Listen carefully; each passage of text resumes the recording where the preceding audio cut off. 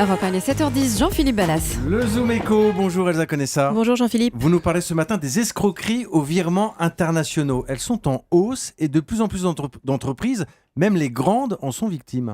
Oui Jean-Philippe, c'est un phénomène en augmentation qui inquiète les autorités. Il y a plusieurs centaines de procédures en cours au sein de la police judiciaire et au total le préjudice subi jusqu'ici s'élève à 250 millions d'euros. Alors, de quoi parle-t-on ?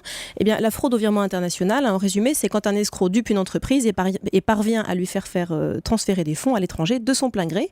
Toutes les entreprises peuvent en être victimes. Il y a eu des cas de PME comme des cas de grandes entreprises. D'après un document de la police judiciaire, l'entreprise Michelin a été attaquée plus de 20 fois, heureusement pour elle, jusqu'ici, sans succès. Alors, comment ça se passe concrètement ? Alors, il y a différents types de scénarios plus ou moins efficaces. Le plus redoutable, c'est l'arnaque au président. C'est ce type de fraude qui est à l'origine des virements les plus élevés.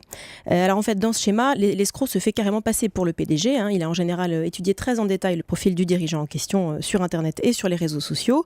Il connaît ses habitudes, le ton de sa voix, ses intonations, voire le nom de son chien. Et surtout, il connaît bien l'entreprise et sa situation financière. Après, il n'a plus qu'à faire preuve d'un peu d'aplomb. L'escroc appelle un comptable ou un trésorier de l'entreprise. Il se fait passer pour le PDG. Au passage, il le flatte un peu pour sa fiabilité et sa discrétion. Et quand le fruit est mûr, il lui demande de faire un virement à l'étranger, en urgence bien sûr, parce qu'il y a une situation exceptionnelle, un contrôle fiscal, une OP en préparation.